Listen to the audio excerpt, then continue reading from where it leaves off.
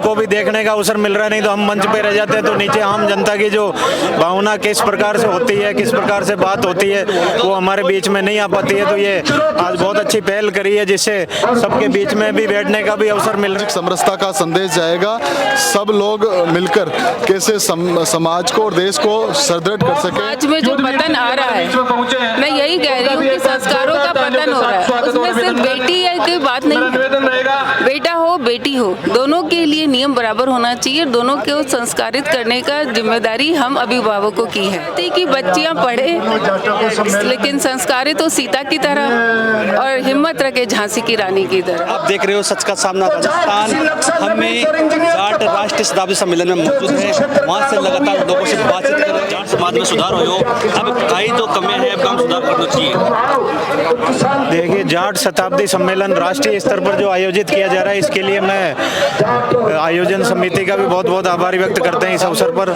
और जो आपने कहा भाई, इसमें जो शताब्दी वर्ष है तो इसमें जो भी इस कार्यकाल के बीच में जो विकास हुआ, चाहे आगे बढ़ने का अवसर मिला, तो सब आगे बढ़े।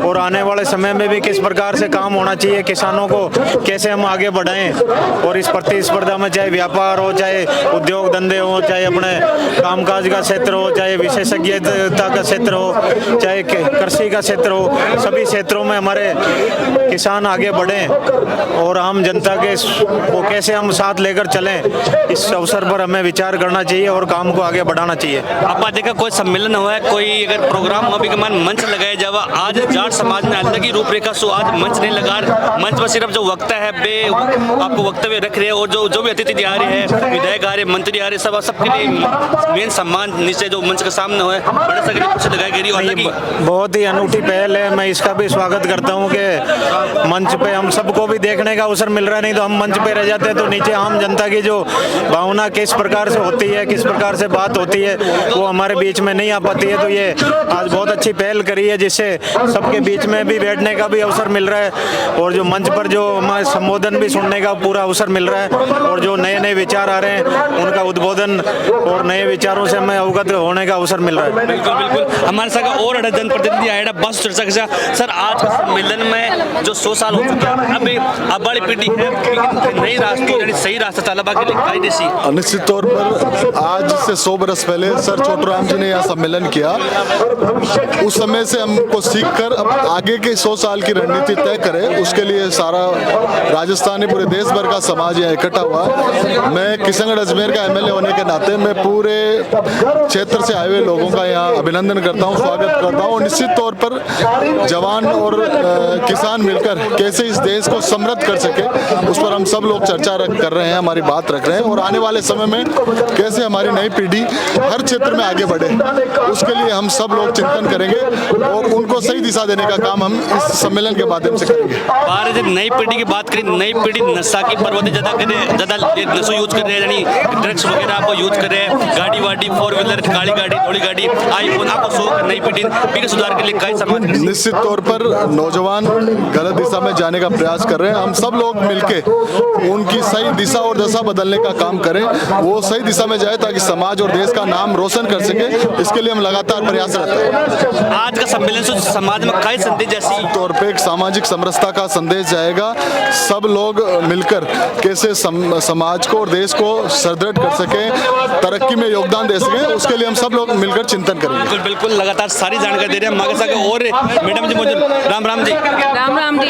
आज को सम्मेलन 100 साल बाद जाट समाज के लिए, अब जाट समाज में महिलाओं के लिए आप स्पेशल काय सोचोगे, महिलाओं के लिए अच्छा काम हुए, जाट समाज में सुधार होने के लिए बताओ कुछ स्पेशल।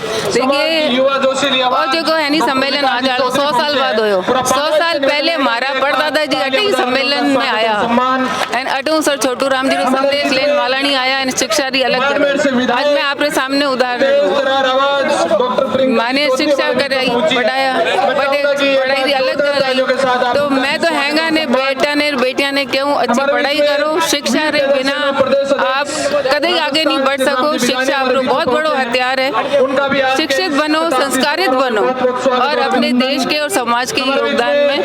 आप बताया हो कि बेटा ना आगे बढ़वा के लिए पढ़ना चाहिए, मगर बेटा पढ़वा के साथ साथ कई बार इन्होंने काम कर जावे परिवार के लिए ना करवाओ काम जब बच्चा जो कोई दूसरा के साथ भागना है गार्जियन के देवे के मैं जानू ही को नहीं यहाँ पर सोशल मीडिया पे वीडियो देखने मिले। देखिए ये समाज में जो पतन आ रहा है, मैं यही कह रही हूँ कि संस्कारों का पतन हो रहा है। उसमें सिर्फ बेटी है की बात नहीं है, बेटा हो बेटी हो दोनों के लिए नियम बराबर होना चाहिए। दोनों को संस्कारित करने का जिम्मेदारी हम अभिभावकों की है, और खास तौर से महिलाओं की तो, बेटियों की तो इसलिए ज्यादा आजादी है क्योंकि उनके साथ परिवार का मान सम्मान जुड़ा होता है और इसलिए उन पर ज्यादा आशा की जाती है। तो निश्चित रूप से समाज में ये एक पतन आया है, चारित्रिक पतन भी आया है, और इसके लिए हम सबको मिलकर और प्रयास करना चाहिए, क्योंकि हमारे जो बुजुर्गों ने सपना देखा था वो ये नहीं देखा था।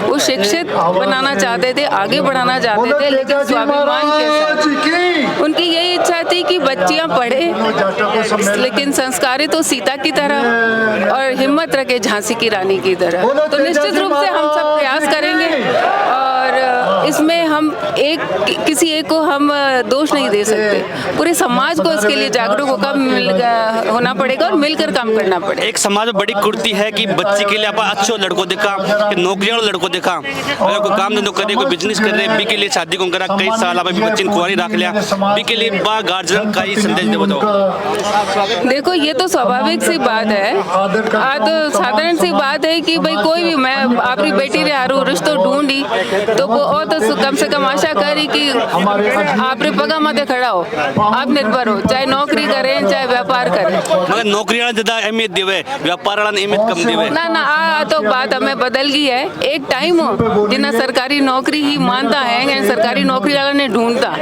लेकिन अब समय बदली हो है कोई, क्योंकि वक्त बदला है, हालात बदले हैं, परिस्थितियां बदली है, तो निश्चित रूप से अब वो परिवर्तन आया है। जो व्यापार भी कर रहे हैं तो उनके साथ भी कोई दिक्कत नहीं है। हाँ, गाँवों में थोड़ी सी परिस्थिति हो सकती है, गाँवों के हालात अलग हो सकते हैं, लेकिन धीरे धीरे आज टेक्नोलॉजी का ज़माना है, सोशल मीडिया का ज़माना है, तो इसलिए इसके कुछ एडवांटेजेस भी, एडवांटेजेस में ये है कि हाँ हमारी बच्चियाँ मान रही हैं कि नौकरी के बराबर ही खेती भी इम्पोर्टेंट है और उसी के साथ व्यापार भी इम्पोर्टेंट है। तो कुछ समस्याएं पहले ज़्यादा थी, अब कम हुई। बिल्कुल लगातार संपूर्ण जानकारी मैडम से लिया हाँ, सारी जानकारी आज जाट शताब्दी सम्मेलन है, मैं लोगों से बात कर रहा है, लोग नई नई बात आपकी रख रहे हैं और लगातार थे बड़े रहो सच का सामना राजस्थान के साथ। जय हिंद जय भारत।